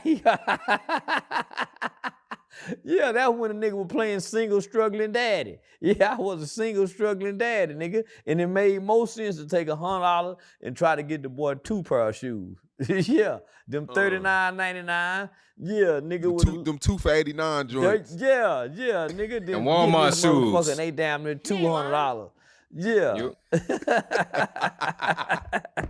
That I was making, nigga, I was being financially responsible. Single daddy. So damn. Yeah. Now first chance I got, I bought that boy them motherfuckers Michael Jordan tennis shoes, but I gave him the money. Here you go buy them, nigga. I ain't buying them. Yeah, you go buy them. I knew eventually you were gonna get to where you're at today as far as like your sneakers, because you went from $70 Vans, then sometimes I would see you in $400 or $500 sneakers, then now you showing up. I'm like, yo, this dude wearing you in $1,000. I'm like, okay. Nigga. But I knew it because you kept fighting it. You just kept fighting the urge. Yeah, man. Any nigga wanted to be clean. Nigga wanted to have pretty feet. Yeah, nigga want some pretty tennis shoes on. And nigga, once you get to once you start making a certain amount of money, you damn near got to start buying these kind of shoes, homie. Yeah, nigga, once you start making a certain kind of money, you damn near got to start buying this shit, homie, because you ain't gonna look right. Yeah, nah, you ain't gonna. nah, nigga had to say, man, fuck it. Kanye was saying the same shit when he went broke, man. He said he had to start showing niggas he still got it when he went broke and shit, man. Popping out with the fire whips, exotic whips, the designer clothes, all that. And nigga, I had to wrestle with myself to buy this shit. Yeah. You know, command, nigga, all right, nigga, you selling out. Nigga, fuck selling out. I'm selling out then. Yeah, cause nigga really feel like he was selling out, buying Louis Vuitton and Gucci's. Yeah, nigga, I got a pair of red bottoms and all kind of shit. Yeah. Yeah, I was feeling like a homosexual at times. Like nigga doing something wrong. Hey, Victoria, at the end of this video, you gotta like add What you like talking when about, you used bro? to talk shit about. What you talk about, bro? You exposing what you and Aiden been doing? Those expensive shoes. Like, Nah, nigga, Talking nigga, about I you started feeling having, I was secretly feeling some kind of way, nigga, buying this shit. Then I just had to come on out the closet and say, fuck it, yeah, I like these Gucci shoes, nigga, f that shit. Yeah, I was sneaking and trying to do it at first. Nothing Dallas he is on say, a bro. crazy run right now as far as rappers. Man don't stand you got on the no Big business. Extra Plug. You got Zillionaire Doe. You got Montana 700. I mean, Ty Harris, he's going super crazy. You co-signed him a long time ago on the piano. Do you listen to any of these guys? Yeah. I find myself, I fuck with Big Extra Plug, but I've been listening to them young niggas 700 and Zillionaire Zoe. Yeah, I've been bumping the shit out them little niggas. Yeah. I find out about Zillionaire Zoe from the producer of the Wrong Address movie, Meezy. Zillionaire's in the movie in the beginning, and he like on the soundtrack, like, but I run into Zillionaire and DG's about a year ago. Little nigga, we in the section together, but I don't know who he is. I just see a fly little nigga with a pocket full of money. So I run down on him, playing with him. Don't say nothing to him. Run up and grab his pocket with the money. And the little nigga reaction pushed me. Nigga down there knocked me down when he pushed me. I got mad the motherfucker. And we about to get into it. But he a fly little nigga. I like Yeah, he his got an swag. old soul too. He You got can an tell old he soul. grew up around older people. Yeah, he got an old soul. So nah, homie, so his fam that were with him were like, nah, it's cool, Unc. I'm like, nigga, you think Unc just f***ing with you just to be f***ing with you? Nah, nigga, I rock with a little nigga like you, nigga. Shit, I peep your spirit, nigga. I like them niggas, and they be dropping some good game down off of their music, homie. And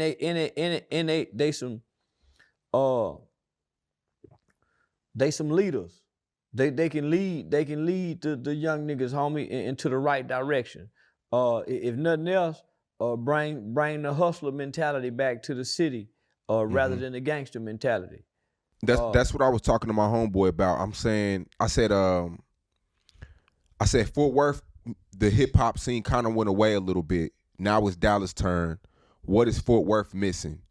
Do you think it became too drill, kill over time? It got too gangster. Well, it got too gangster. So, homie, just the fact that, you know, one of them little niggas from South Dallas, the other from the Cliff, nigga, and they done come together with a movement. And they got a hell of a sound, and they got their own sound, a unique sound. But nigga, we back with the money getting shit. Nigga, Dallas always been a money getting city. My nigga been getting money. Mo 3 them come with the gangster shit. Nigga, Mo 3 was the post-struggling nigga that wasn't having it, that nigga grabbed the minds and the hearts of the gangsters. Trap and Yelling them was always trying to rap money, but nigga, they had to play gangster, cause this nigga done went gangster. Fort Worth, nigga was gangster from the get. Nigga, they would, my 40, go, boom. And then when all of them grouped together with hood fame, then they split up. The casinos, CJ, all them niggas went bang, bang, bang, bang, gangster. Wasn't no more niggas talking about getting money. New antiperspirants by Suave. 48 hours of odor and wetness protection. So you can stay ahead of sweat and feel fresh. Nigga, everybody broke with them guns. These little niggas come talking that money getting talk, nigga. Come with that old Jeezy spirit. So nah, nigga, that New Dallas, nigga, that's a movement that's been long awaited for. Yeah. Yeah, and I thought the music scene would go be dead for a long time. Nigga, they done come revive it. They done come revive it in an awesome way. Most def. Would love to see you on Shay Shay. I feel like you need to start getting on. I feel like the mainstream media owes you. Well, long as they keep accepting this narrative that Gillie and the rest of the black celebrities is trying to push, they think I got on just by talking about black celebrities. Nah, nigga, I was a community nigga fighting with the gangsters and the gang banging niggas. You gotta understand, I was hollering Crip and Blood at first. Long before I was hollering celebrities and shit like that, nigga. I didn't get hip to the celebrity till I got hip to the gang banging young niggas with the drill music. They the ones taught me about the drill music and the drill music scene. I had no idea about that shit, homie. So, nigga, I was attacking the gang culture at first.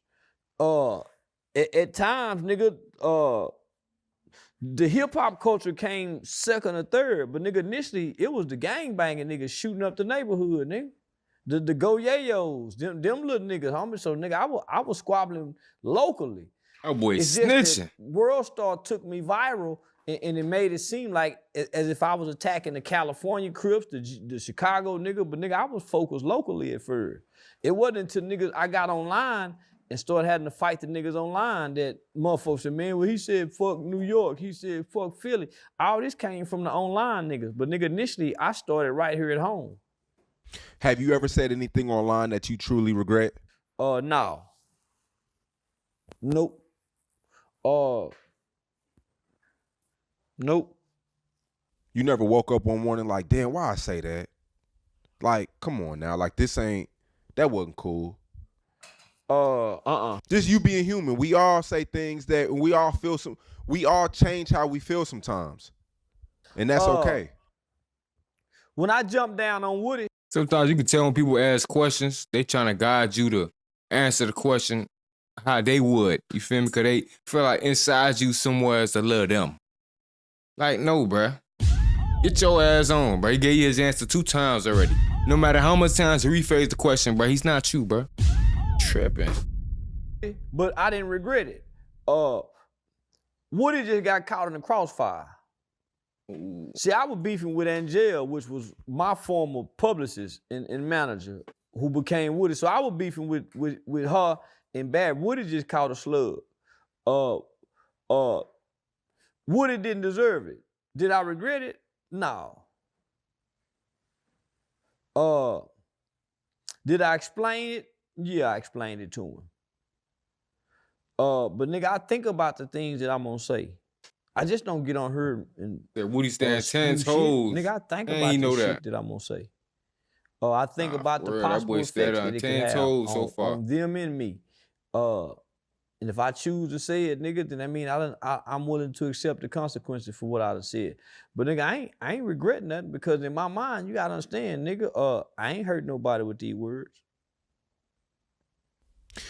I seen a viral video of you were on IG Live and you was arguing with a kid and you wanted him to get his mom on live. And then she got on live and she was throwing up gang signs. And she talked about how good her pussy was.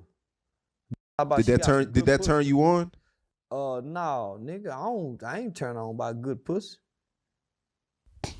Yeah, nah, nigga, good pussy don't turn me on. He like, boys? Yeah, our conversation is what get me. Where was she from? They were from West Dallas. Okay, so this. Oh, okay. A police officer who's related to that family reached out to me. A Dallas police officer reached out to me and asked me could I take that video down because they was ashamed of how he was acting and how she was acting. And I deleted the video, but somebody had already screen recorded it. I actually ended up me and that kid actually bonded toward the end. And when he showed me his shoes, I seen he didn't have no new pair of shoes. So I offered to send him some money to buy him some shoes.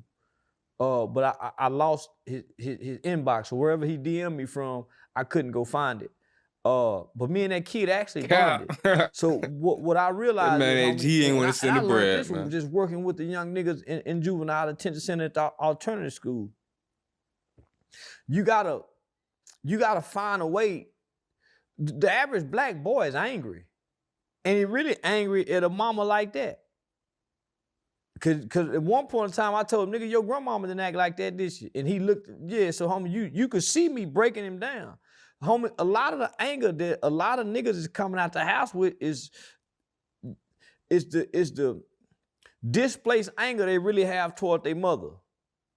Their mother might be overbearing, might be verbally abusive. Go sit your mother ass down somewhere, nigga. I don't, so you can tell she probably one of them type of mothers. Mama probably sell the food stamps. Homie, young niggas is angry. So you almost have to deal with their anger or find out a way how to help them process it. That's why they get online, man, fuck you, nigga, what? So they trying to display it towards you.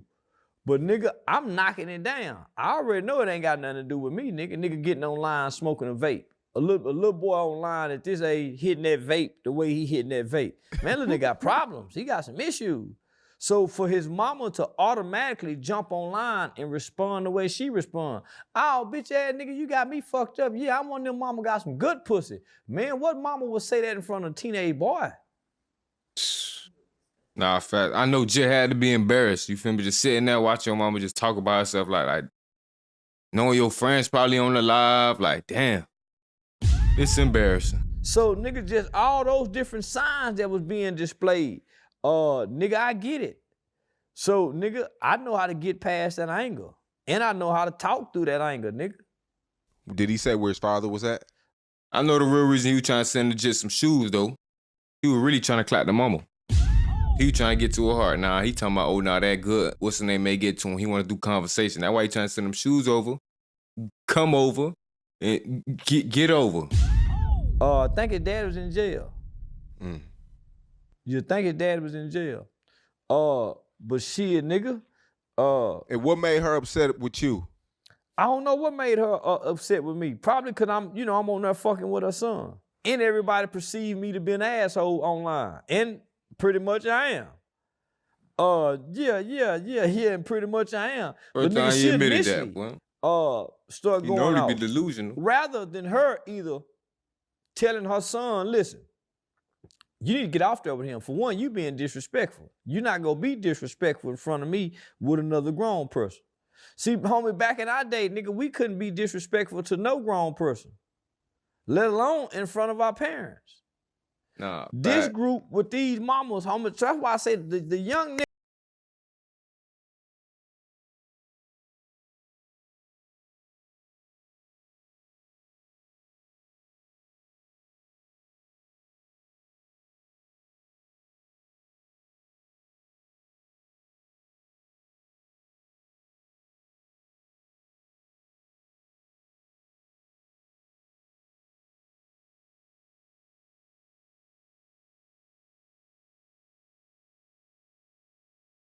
That she allowing them to live in or have them living in. They just coming out into the community taking it out on everybody else. So when I get online and I encounter a young nigga, and for one, I see he in the house, I already know he a different kind of young nigga. So I'm looking at the time of the day of when I'm live. 1 o'clock in the afternoon, this young nigga in the house.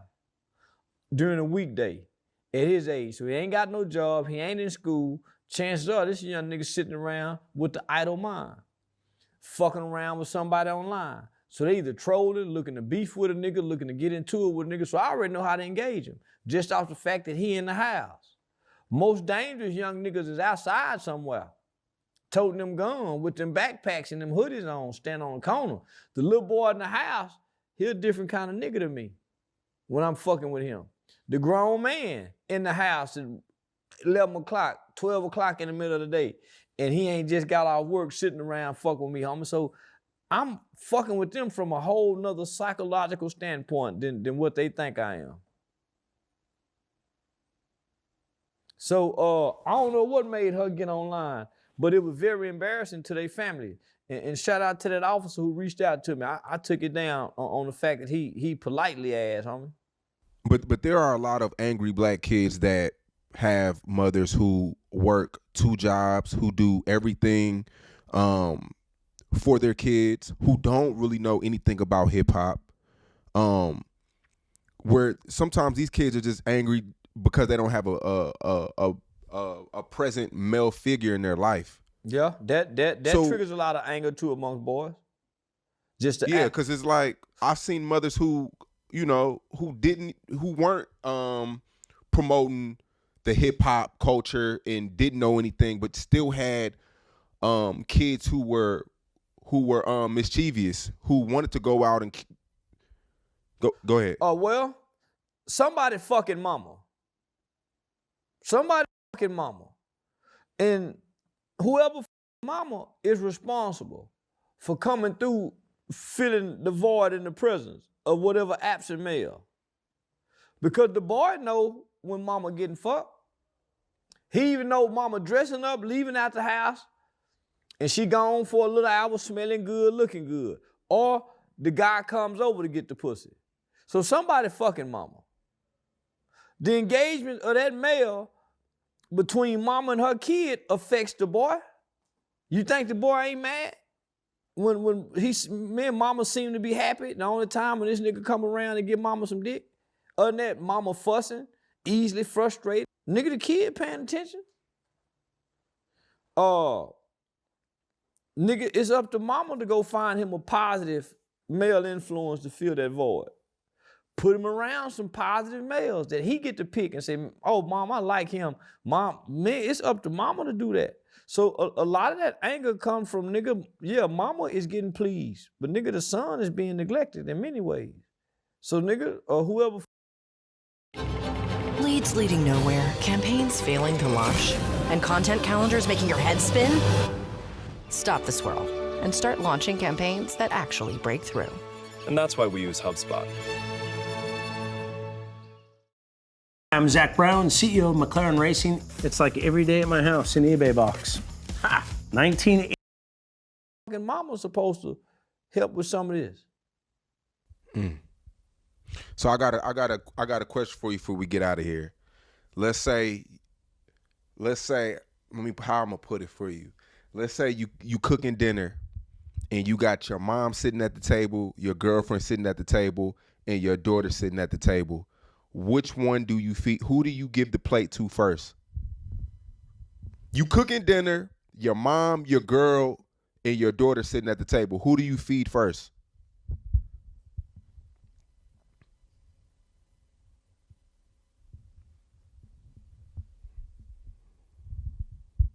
What bitch that daughter or mama? Damn, nigga. You supposed to feed your girl first. What? You're like, what's the worst answer? What's the worst answer I could say right now? Out of everything I could say, it's 3 options. I could say the daughter, and that'll be straight, because you feel me? I birthed her, that's my baby. You feel me? She the future XY blase. Or I could say my mama, because she brought me into this world, blase, blase. He gonna say, nah, the female that could cheat on him and it'll all be over. Your daughter always gonna be your daughter, your mama always gonna be your mama. He chose the hoe. Boy, I tell you everything about a nigga right there. Girl first. You supposed to feed your girl first. Yeah, you supposed to feed Can you your girl explain first. why? Because No, he explain can't. why. Please do.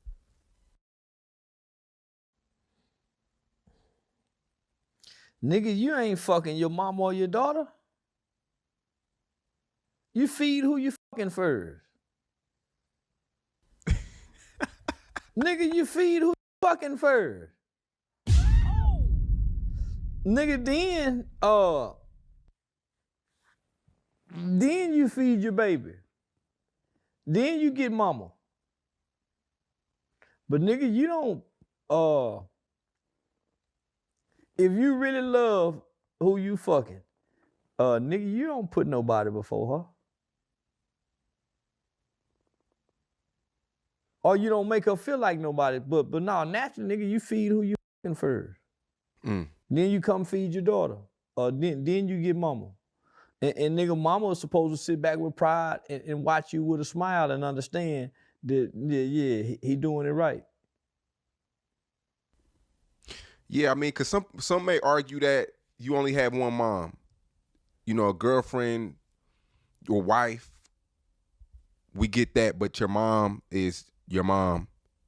Well, and you only have one mom. Well, nigga, that's why, biblically, nigga, the Bible says niggas is supposed to cling from his mother and his father and cling to his wife, his woman. It says cling from and cling to. So nigga, you supposed to cling to your woman. And nigga, yeah, nigga, you ain't supposed to stay cling to mama when you got a woman.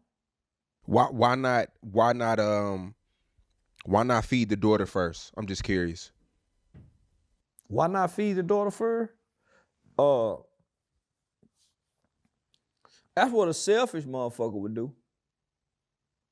Yeah, if you selfish, I'm gonna feed my baby first. Yeah. That's what the selfish motherfucker would do. But just from what I was taught and raised, you take care of the spouse first.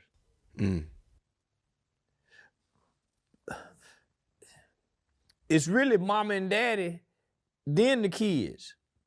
Nigga ain't supposed to be the kids before mama or daddy. They supposed to be mama and daddy, then the kids. The kids gonna leave y'all ass one day. Nigga, and then it's just still y'all two. This your ride or die. Yeah, cause me growing up, I grew up with my mom and dad. When my mom cooked, she would feed my dad. She would give my dad the plate first. Yeah. And then I would get a plate. Yeah. Or my sister, or whatever. Yeah, nigga, this my ride or die. Nigga, y'all gonna work against us one day. One day, your kids gonna go against you.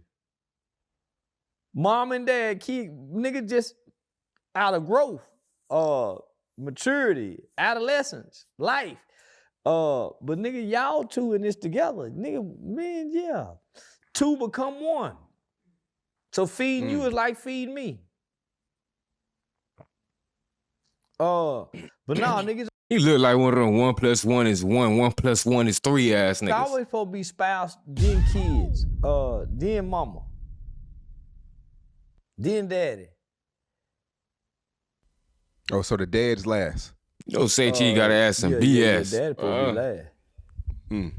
Yeah, daddy supposed to be last. Unless the mama feed daddy first. But nigga, when daddy come up. Look, that trying to catch me a vibe. Sick and tired of the lies. Showing love to myself, putting work in the grind. Only live one time. Hey, no, I'm leaving them dead. Like they tucked in the bed. I'm colorblind, how I see red. All I was gonna be dead. Look, but I'm back in the booth. I lost my dogs, I kill, they kill. If I get a chance, I'ma shoot. Bye, bro, I crash. Broad day, you know, man, so I'm telling the truth. Ain't no therapist can relate to me, it's why I put my pain in the booth. No, I'm really coming from poverty, borderline, I ain't had no roof. I will hit a list for real, they get fun by trying to learn how to spoof. Fuck around, find who spoofing back, that spoofer, I got spoofed. They asked about Robert, did a lot of it. We was the first young niggas with counterfeits. So my bro, I'ma make it, can't lie to shit. Won't never chat much about a lot of shit.